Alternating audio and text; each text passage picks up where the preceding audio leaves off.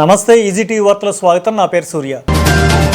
SEZ భూములు 2150 ఎకరాలు తిరిగి ఇవ్వాలనే ముఖ్యమంత్రి జగన్ నిర్ణయం ఒక చరిత్ర అని వ్యవసాయ సహకార మార్కెటింగ్, ఫుడ్ ప్రాసెసింగ్, ఉద్యానవన, పట్టు పరిశ్రమ శాఖ మంత్రులు కురసాల కన్నబాబు అన్నారు.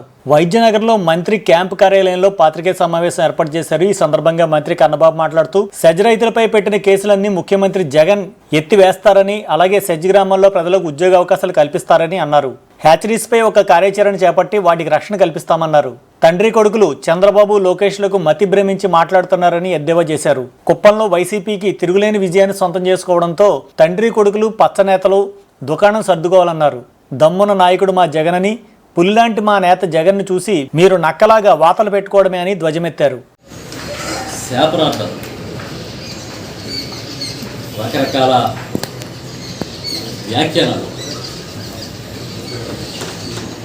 ఏమైందో నాకు ఇది అర్థం కాక ఎందుకంత ఫ్రస్ట్రేషన్లోకి తండ్రి కొడుకులు వెళ్ళిపోయారంటే, పంచాయతీ ఎన్నికల్లో ఎలాగో దుకాణం సర్దేసిన పరిస్థితి వచ్చింది చంద్రబాబు. కుప్పంలో కూడా తేడా కొట్టేసింది. అంటే ఆ తేడా బహుశా ఆయన ఊహించి ఉంటుంది. ఎందుకంటే కుప్పం అనేది ఆయన కంచుకోవడం అనే దగ్గర వాడితే అన్ని స్థానాలు వైఎస్ఆర్ పార్టీ అభిమానులు కైవసం చేసుకున్నారు. దాంతో కుప్పం వెళ్ళి ఇవాళ అసలు వాడు వీడు అంటూ జగన్మోహన్ రెడ్డి గారిని పిచ్చి పిచ్చిగా మాట్లాడుతూ ఉన్నారు. ఎందుకు ఇంత మీరు దిగజారిపోయారు చంద్రబాబు? ఇంకా చిత్రం ఏంటంటే, ముందు లోకేష్ గారికి కథ చూద్దాం. ఆయన ఏం మాట్లాడాడు? 38.89% పంచాయతీలు మేము గెలుచుకున్నాము అని అంటాడు. ఒక పక్కన 38.89% అన్నాడు. బాటా చెప్పులు రేటు చెప్పినట్టు చెప్పాడు. 38.89% మళ్ళీ. నేను అడుగుతాను లోకేష్ని, ఆ పార్టీ ప్రధాన కార్యదర్శి ఎమ్మెల్సీ గారు, వాళ్ళు అడుగుతున్నా, ఈ 38.89% పంచాయతీల జాబితాని మీరు మాకు పంపించగలుగుతారా?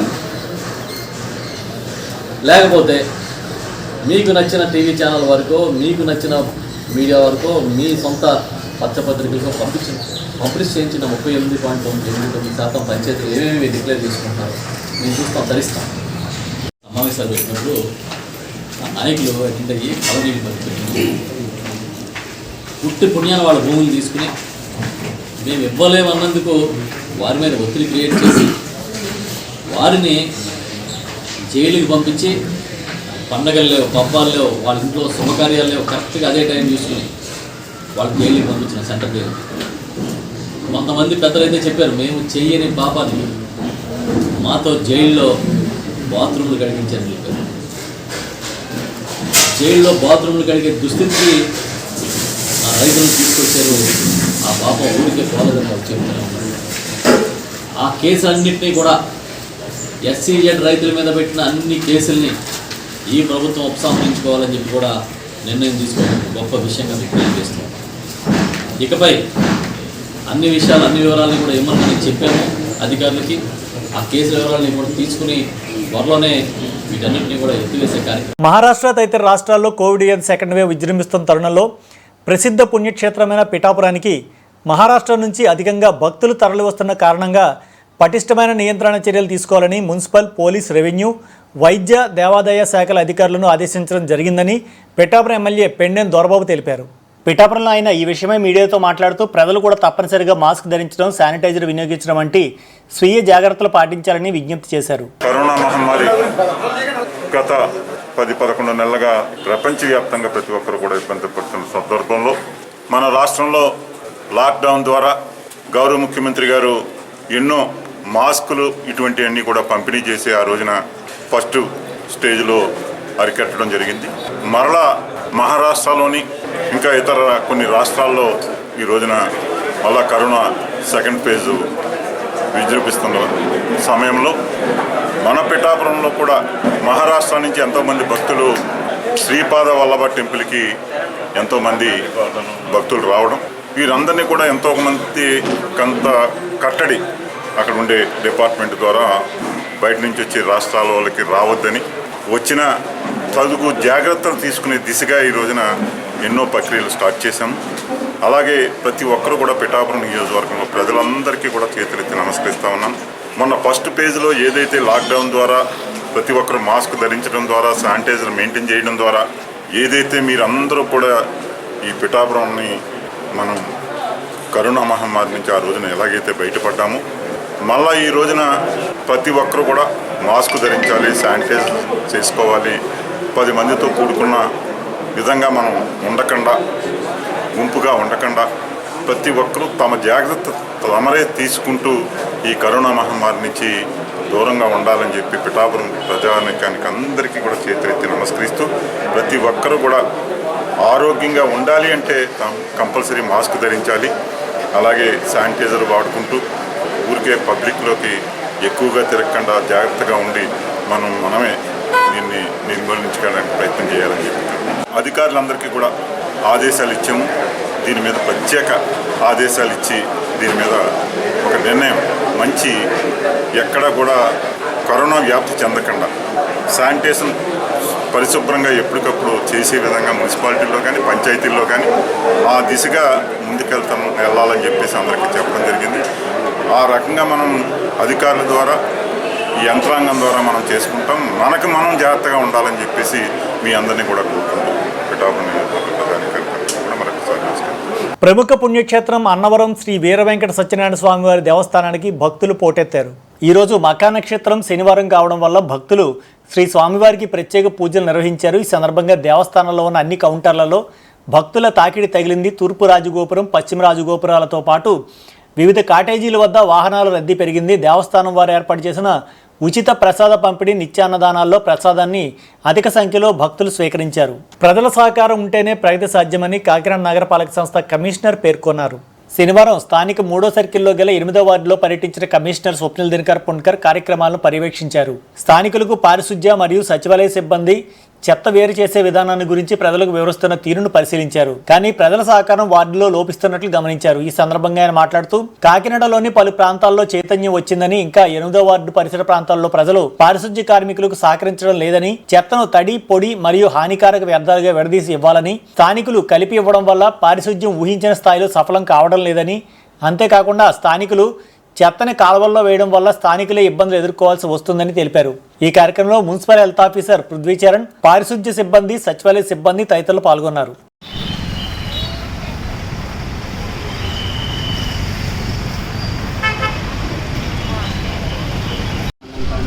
అదేవిధంగా పళ్ళు తెచ్చుకున్నాం, వాటి తొక్కలు ఏవైతే ఉంటాయి ఇవన్నీ కూడా తడి చెత్తలోకి వస్తాయి. అదేవిధంగా మొక్కలు ఏమైనా ఉంటే వాటి నుంచి రాలిన ఎండుకాకులు ఏవైతే ఉన్నాయో అవి కూడా తడి చెత్తలోకి వస్తాయి. సో ఇవన్నీ ఏంటంటే సండే మనం ఏదైనా ఎండి తెచ్చుకుంటాం నాన్వేసి, సో దానిలో మిగిలిన బోన్స్ అవి కూడా తడి చెత్తలోకి వస్తాయండి. సో తొందరగా కుళ్ళిపోయి నేలలో కలిసిపోయి వాటికి తడి చెత్తని తీస్తాం. సో అలా కాకుండా మనకి వచ్చేసరికి ప్లాస్టిక్ కవర్స్ ఉన్నాయి, అదేవిధంగా మాకు తర్వాత ఫ్రూటీ డబ్బాలు కానీ పేపర్స్, న్యూస్ పేపర్స్ ఏవైతే ఉన్నాయో ఈ ప్లాస్టిక్ సంబంధించింది న్యూస్ పేపరు ఇవన్నీ వచ్చేటప్పటికి, అండ్ తాగేసిన డ్రింక్ బాటిల్స్ కూడా ఇవన్నీ వచ్చేటప్పటికి ఇప్పుడు చెత్తలోకి వస్తాయి dry waste. So dry waste వచ్చేటప్పటికి ఏంటంటే నేలలో ఇంకిపోవడానికి, కుళ్ళిపోవడానికి సంవత్సరాలు టైం పడుతుంది. సో అందుకని దాన్ని ఏం చేస్తామంటే వీటితో కలపకుండా సెపరేట్గా వాటిని రీసైక్లింగ్ పంపిస్తారు ప్లాస్టిక్. సో దాన్ని వచ్చేటప్పటికి వేరే బిన్లో, రెడ్ కలర్ బిన్లో పెట్టాలి. సో తడి చెత్త ఏదైతే ఉందో ఇవన్నీ వచ్చేటప్పటికి ఆకుకూరలు, కాయగూరలు వేస్ట్, ఇంట్లో ఉండే వేస్ట్ ఏదైతే ఉంటుందో దాన్ని వచ్చేటప్పటికి గ్రీన్ బిన్లో ఉంచాలండి. సో అలా కాకుండా వచ్చేటప్పటికి ఒకసారి దీన్ని ఒకసారి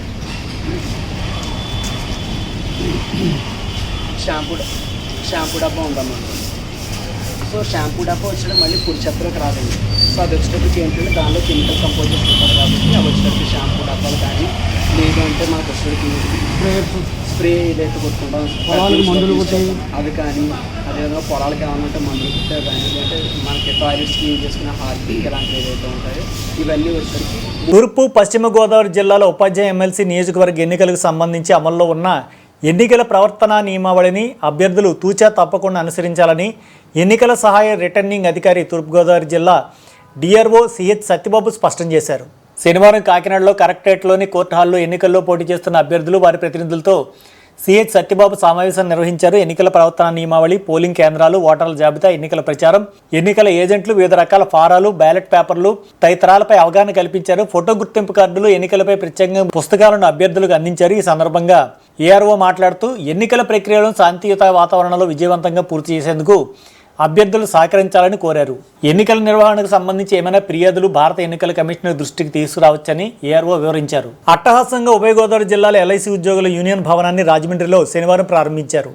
ఎల్ఐసి ఉద్యోగుల యూనియన్ భవనాన్ని all India insurance employees union అధ్యక్ష కార్యదర్శులు వి రమేష్, శ్రీకాంత్ మిశ్రా, యూనియన్ మాజీ వ్యవస్థాపక అధ్యక్షులు కె వేణుగోపాల్ రిబ్బన్ కట్ చేసి సంఘం భవనాన్ని ప్రారంభించారు. తమ యూనియన్ నేతల రాకతో అభిమానులు పూలవర్షం కురిపించి ఘన స్వాగతం పలికారు. ముందుగా యూనియన్ జెండాను ఆవిష్కరించారు. అనంతరం జరిగిన సభలో వారు మాట్లాడారు. ఈ కార్యక్రమంలో బెనర్జీ, సతీష్ మూర్తి, సిఐటియు నాయకులు అరుణ, ఎస్ఎస్ మూర్తి, ఉభయ గోదావరి జిల్లాల ఎల్ఐసి యూనియన్ నాయకులు తదితరులు పాల్గొన్నారు.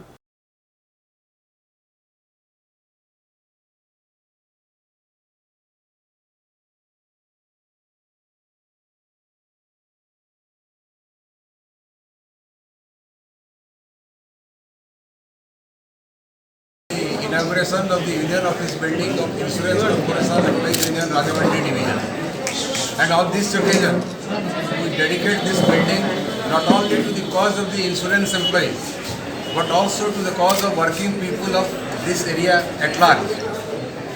It is in fact an honor for a divisional organization to have its own Union Office building, because this will not only give housing to the office work or the union work, but then this will be a center where there will be a lot of discourse on issues confronting the insurance industry, issues confronting the insurance employees, issues confronting the working people of India, and issues confronting Indian society at large. So this will provide as a fulcrum for the thinking people of the area of Rajahmundry. Insurance employees today are in the midst of struggle. Basically, we are fighting for the protection of the Life Insurance Corporation of India in the public sector. Secondly, there is also the question of the pending wage revision of the insurance employees. But we feel insurance employees, while these two issues are equally important to us, the basic question is how to protect LIC in the public sector. Because the government today, by giving a false slogan of Atmanirbharta or self-reliance, it is on a selling spree of the public sector institutions at large. In that context, the government has decided to float the IPO of the LIC and upload its equity in the capital market. We believe that floating of the IPO or uploading of the shares in the stock market, this is the first step towards privatization of a very successful public sector institution. The Life Insurance Corporation of India, this doesn't belong to the insurance employees or the policyholders only. This belongs to the people of India at large, because this is a public sector. And this LIC has been doing a commendable job so far as mobilizing resources for the economy is concerned, so far as giving security to the policy monies of the people are concerned, and its contribution to the national developmental effort is enormous. The LIC, which was created with a mere capital of 5 crores, today it commands an asset base of a astronomically huge sum of 32 lakh crore. There is no other institution anywhere in the world that can lay a claim to this kind of assets. So far as market share is concerned, even after more than a quarter century of liberalization, the LIC today lords over a market share of more than 70%. There is no public sector or private sector institution anywhere in the world that can claim a market share as large as the LIC commands. So far as the policy holders base is concerned, the total number of customers in LIC, this is probably, they will constitute the third largest population in the world. But unfortunately, our government, because they are committed to promoting the interest of the private corporate capitalist class, they are out to destroy and destabilize the whole area of public sector institutions.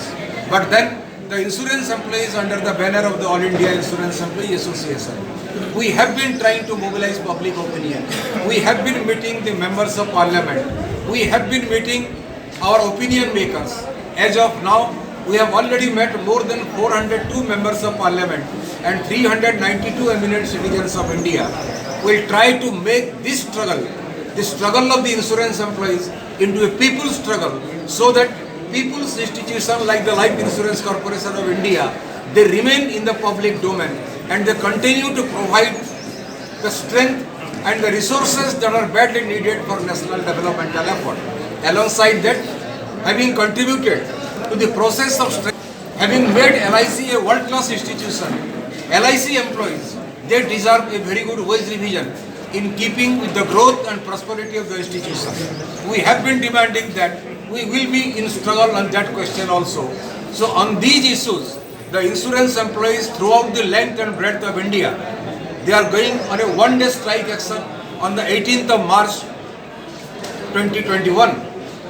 And we are confident the way the working people all over India, be it from the coal sector, the defense employees, the telecom employees, central government employees, state government employees, they have been uniting against the destructive policies of the government of India.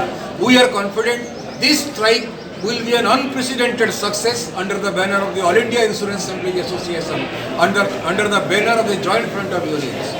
We assure the people of India, we assure the people of Rajahmundry, we assure the people of Andhra Pradesh, the ruling classes, they might try to destroy public sector institutions, but insurance employees, by making common cause with other toiling sections of the people, we will protect LIC in the public sector. We will give prompt and efficient servicing to the people of India, to the policy holders, and we will protect the economic and political sovereignty of India. In this great patriotic duty, we seek your support and cooperation. Thank you very much. పిఠాపురంలో శ్రీ కుంతి మాధవ స్వామి దివ్య కళ్యాణ మహోత్సవంలో భాగంగా స్వామివారి రథోత్సవ కార్యక్రమం కన్నుల పండుగగా జరిగింది. ముందుగా కుంతి మాధవ స్వామి ఆలయంలో స్వామివారికి ప్రత్యేక పూజలు, ప్రత్యేక అలంకరణ గావించారు. అనంతరం విద్యుత్ అలంకరణ, విచిత్ర వేషధారణ, తప్పెటగుళ్ళు మరియు బాణసంచ నడుమ స్వామివారి రథోత్సవం అత్యంత వైభవంగా జరిగింది. ఈ రథోత్సవం కుంతి మాధవ స్వామి గుడి వద్ద నుండి ఉప్పాడ సెంటర్ వరకు కొనసాగింది. ఈ రథోత్సవ కార్యక్రమంలో వేలాదిగా భక్తులు పాల్గొని కుంతి మాధవ స్వామి వారిని దర్శించుకున్నారు. ఈ కార్యక్రమంలో ఆలయ ఈవో రమణమూర్తి, ప్రధాన అర్చకులు చక్రవర్తుల మాధవాచార్యులు, చక్రవర్తుల నరసింహాచార్యులు, కంచెర్ల రాంబాబు, బోనం పరమేష్ తదితరులు పాల్గొన్నారు.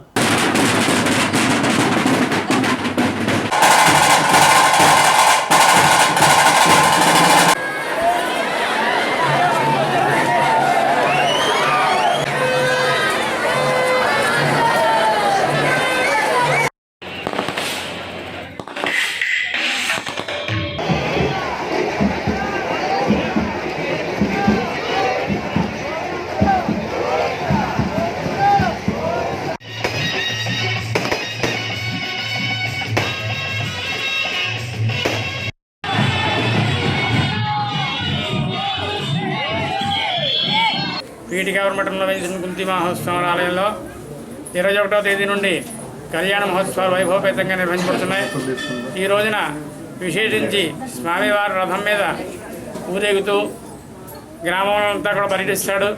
అంచేత భక్తులందరూ కూడా విశేషంగా వచ్చి స్వామివారిని, అమ్మవారిని కూడా దర్శించుకుంటూ బాణాసంచ బాణమేళాలతో ఈ యొక్క రథోత్సవ కార్యక్రమం వైభవపేతంగా నిర్వహించబడుతుంది. భక్తులందరూ కూడా విశేషంగా వచ్చి దర్శనం చేసుకుని స్వామివారి, అమ్మవారి యొక్క అనుగ్రహానికి పాత్రులై అష్టైశ్వర భోగభాగ్యం పొందుతరిస్తున్నారు. అలాగే తర్వాత ఆదివారం నాడు 28వ తారీఖు ఆదివారం నాడు సాయంత్రం 7 గంటలకి స్వామివారి సన్నిధానంలో ఆలయంలో శ్రీ పుష్పయాగ మహోత్సవం కూడా వైభవపేతంగా నిర్వహించడానికి ఏర్పాట్లన్నీ పూర్తయ్యాయి. కనుక భక్తులందరూ కూడా ఈ కార్యక్రమాల్లో పాల్గొంటూ స్వామి, అమ్మవారి కృపకు పాత్రలై అష్టైశ్వర భోగభాగ్యం పొందుతరించవచ్చనే కోరుతున్నాను. పురాణ ప్రసిద్ధిగాంచిన శ్రీ రాజ్యలక్ష్మి సమేత భావనారాయణ స్వామి పుట్టినరోజును పురస్కరించుకొని కాకినాడ రూరల్ మండలం సర్పవరం గ్రామంలో గల భావనారాయణ స్వామి ఆలయంలో 50,000 మందికి అన్నప్రసాద వితరణ పొల్లా చంద్రరావు చారిటబుల్ ట్రస్ట్ ఆధ్వర్యంలో నిర్వహించడం జరుగుతుందని ట్రస్ట్ వ్యవస్థాపకులు పొల్లా చందు పేర్కొన్నారు. ఈ సందర్భంగా చందు మాట్లాడుతూ పొల్లా చంద్రరావు చారిటబుల్ ట్రస్ట్ ఆధ్వర్యంలో 3 ఆదివారం సుమారు 50,000 మందికి అన్నప్రసాద వితరణ జరుగుతుందన్నారు. అలాగే ఉదయం 8 గంటల నుంచి అన్నప్రసాద కార్యక్రమం నిర్వహించడం జరుగుతుందని, మంత్రి కురసాల కన్నబాబు ఆదేశాలతో ఈ కార్యక్రమం నిర్వహించడం జరుగుతుందన్నారు. ప్రతి ఒక్కరూ రావాలని, పార్టీలకు, కులాలకు, మతాలకు అతీతంగా అందరూ ఈ కార్యక్రమానికి హాజరు కావాలని, మంచినీరు, ఇతర సదుపాయాలన్నీ తమ ట్రస్ట్ ద్వారానే నిర్వహించడం జరుగుతుందన్నారు. ఈ కార్యక్రమంలో పొల్లా సురేంద్ర, పొల్లా చక్రధర్ ట్రస్ట్ సభ్యులు పాల్గొన్నారు.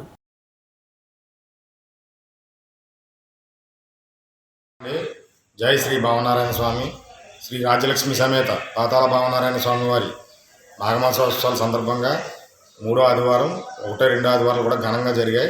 3వ ఆదివారం భావనారాయణ స్వామి పుట్టినరోజు, అలాగే 3వ ఆదివారం అంటే విశిష్టమైన ఆదివారం. ఈ జిల్లాలోనే ఉన్నటువంటి భక్తులందరూ వచ్చేది 3వ ఆదివారం దృష్టిలో పెట్టుకుని గౌరవ దేవస్థాన చైర్మన్ గారు అలాగే దేవస్థాన అధికారులు అందరూ కూడా కట్టుదిట్టమైన ఏర్పాట్లు చేయడం జరిగింది. అందులో భాగంగా గౌరవ మంత్రివర్యులు కురసాల కన్నబాబు గారి ఆధ్వర్యంలో వారి ఆశీస్సులతో సుమారుగా ఫస్ట్ ఆదివారం 2వ ఆదివారం కలిపి 30,000 మందికి అన్నప్రసాద వితరణ చేయడం జరిగింది. ఈ 3వ ఆదివారం సుమారుగా గ్రామ పెద్దలు అలాగే భక్తులు అందరూ కలిపి ఒక ఆలోచనతో సుమారుగా రేపు 50,000 మంది ఈ భావనారాయణ స్వామిని దర్శించుకోవడానికి వస్తారని చెప్పి ఒక అంచనా వేయడం జరిగింది. ఈ 50,000 మందికి కూడా ఎక్కడ నీటి వసతిలో కానీ భోజన వసతి కానీ అన్ని అన్నప్రసాద వితరణ కానీ అన్నీ కూడా పుల్లా చంద్రరావు చారిటబుల్ ట్రస్ట్ ద్వారా ఏ విధమైన డొనేషన్ కలగకుండా పూర్తిగా పుల్లా చంద్రరావు చారిటబుల్ ట్రస్ట్ మా కుటుంబ సభ్యులు మా మిత్రుల ద్వారా ఈ 50,000 మందికి అన్నప్రసాద వితరణ చేయడానికి అన్ని ఏర్పాట్లు కూడా సంసిద్ధమై ఉన్నాయి. భక్తులందరూ కూడా గమనించవలసిందిగా కోరుతా ఉన్నాం. రేపు ఉదయం 8 గంటలకి అన్నప్రసాద వితరణ స్టార్ట్ అవుతుంది. దైవ దర్శనం చేసుకున్న వాళ్ళందరూ కూడా ప్రసాదం తీసుకుని ఆ దైవానుగ్రహాన్ని పొందవలసిందిగా కోరుతా ఉన్నాం. మరీ ముఖ్యంగా గౌరవ మంత్రివర్యులు కురసాల కన్నబాబు గారు వీలుని చూసుకుని మన అన్నప్రసాద వితరణ ప్రారంభోత్సవం చేస్తారు. ముందుగా 8 గంటల నుంచే స్టార్ట్ చేస్తామని చెప్పి ఆయన పర్మిషన్ తీసుకుని ఉన్నాం. అందుకు గ్రామంలో ఉన్నటువంటి అన్ని రాజకీయ పార్టీలు అన్ని నాయకులు అందరి నాయకులు కూడా మన భావనారాయణ స్వామి మరి రాష్ట్రంలోనే అతి పురాతనమైన దేవాలయంలో మన భావనారాయణ స్వామి దేవాలయం, అది మన సర్పవరం గ్రామంలో వెళ్ళడం మన అదృష్టంగా భావిస్తూ ఉంటాం. కాబట్టి అందరూ కూడా కలిసికట్టుగా ఈ కార్యక్రమాన్ని దిగ్విజయంగా పూర్తి చేయాలి అని చెప్పి ప్రత్యేకంగా కోరుతా ఉన్నాం. తూర్పుగోదావరి జిల్లా తొండంగి మండలం ఒంటిమావిడి శ్రీ రాజరాజేశ్వరి విశ్వేశ్వర స్వామి వార్ల కళ్యాణ మహోత్సవాలు వైభవోపేతంగా ముగిశాయి. శుక్రవారం రాత్రి మాఘ పౌర్ణమి రోజున ఇక్కడ తీర్థానికి వేల సంఖ్యలో భక్తులు ఇచ్చేశారు. శనివారం మఖా నక్షత్రం తెల్లవారుజామున ఉన్నందున భక్తులు దగ్గరలో ఉన్న దానవాయిపేట తాటియోగులపాలెంలో ఉన్న సముద్రపు ఒడ్డున పుణ్యస్థానాలు ఆచరించి శ్రీ స్వామివారి తీర్థప్రసాదాలు స్వీకరించారు.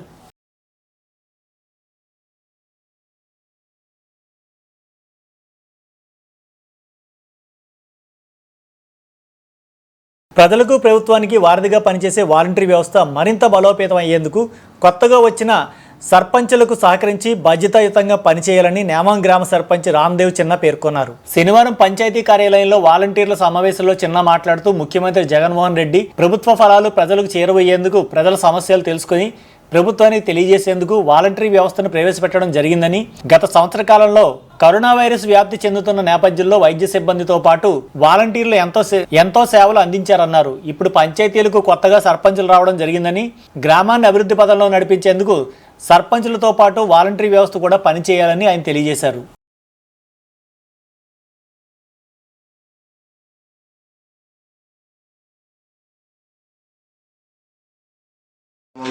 ఏర్పాటు చేసిన వాలంటీర్ల సమావేశానికి చేసాము. అంటే ఈరోజు పంచాయతీలో ఈ వాలంటీర్లకి దిశానిర్దేశం చేద్దామని, జగన్మోహన్ రెడ్డి గారు వాలంటీర్ వ్యవస్థ పెట్టిన తర్వాత సర్పంచులుగా లేరు, కానీ ఈ 16 నెలల తర్వాత మేము మళ్ళీ వాలంటీర్ వ్యవస్థలోకి సర్పంచ్గా నేమం గ్రామంలో నేను ఎలక్ట్ అవ్వడం, ఇక్కడికి నేను రావడం జరిగింది. ప్రజలు ఎన్నుకున్నారు. దీనికి వీళ్ళకి మార్గదర్శకాలు ఈ గ్రామ అభివృద్ధి గురించి ఎలా చేయాలి, ఎలా చేస్తే ప్రజల నుంచి మన్ననలు వస్తాయి అని మాకు మా మంత్రివర్యులు కన్నబాబు గారి ఆదేశాలనుసారం వీరికి సమావేశం పెట్టడం జరిగింది. ఈ సమావేశంలో కొన్ని ఇప్పుడు దాకా బాగా చేశారు. ఈ కోవిడ్ రావడంలో వాలంటీర్ వ్యవస్థ కూడా బాగుంది. ఈ వ్యవస్థను ఇంకా బాగా చేసి ఇంకా మంచి రిజల్ట్ తెచ్చుకుని మా పంచాయతీ పురోభివృద్ధికి వీళ్ళ ద్వారా పాటుపడదామన్న ఉద్దేశంతో మేము అందరం కలిపి ఒక ప్రణాళికను తయారు చేస్తున్నాం. ఈ ప్రణాళికబద్ధంగా ఇలా నడుస్తున్నామండి అని రేపు జగన్మోహన్ రెడ్డి గారు కూడా మా పంచాయతీ తరఫున ఒక రిప్రజెంటేటివ్ ఇస్తాం అనుకుంటున్నాను. ఎందుకంటే ఇక్కడికి రాబోయే రోజుల్లో మాది మైనర్ పంచాయతీ, రాబోయే రోజుల్లో మాది మేజర్ పంచాయతీగా మున్సిపాలిటీగా అవడానికి ఆస్కారం ఉంది. ఎందుకంటే మాకు ఒకవైపు 103 ఎకరాలలో 3,500 ఇళ్ళు ఇచ్చాం, ఒకవైపు 135 ఎకరాల్లో 4,500 ఇళ్ళు ఇచ్చాం. ఈ జనాభా అంతా ఈ గ్రామ పంచాయతీకి వస్తుంది. అంచేత వీళ్ళందరికీ అన్ని సౌకర్యాలు చూపిస్తూ వీళ్ళని మన పంచాయతీలో విలీనం అవుతున్నారు కాబట్టి వీళ్ళందరికీ మనం ఎలా చేస్తే మనం వీళ్ళందరికీ అన్ని రకాల న్యాయం చేయగలుగుతాం ఏ అని ఒక రూపకల్పన చేసుకుంటున్నాం.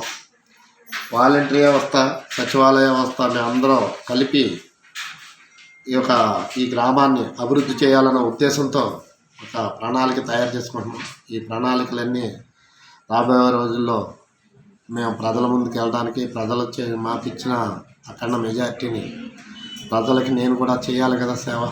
ఆ సేవ ఎలా చేయాలి, ఎలా చేస్తే ప్రజలు మన్ననలు తీసుకుంటాం, ఇంకా మన గవర్నమెంట్కి మంచి పేరు వస్తుందన్న ఆశయంతో ఈ సమావేశాన్ని ఏర్పాటు చేసుకోవడం. ఈరోజు వార్తలు ఇంతటితో సమాప్తం. మరిన్ని వార్తలతో మళ్ళీ కలుసుకుందాం. అంతవరకు సెలవు. నమస్కారం.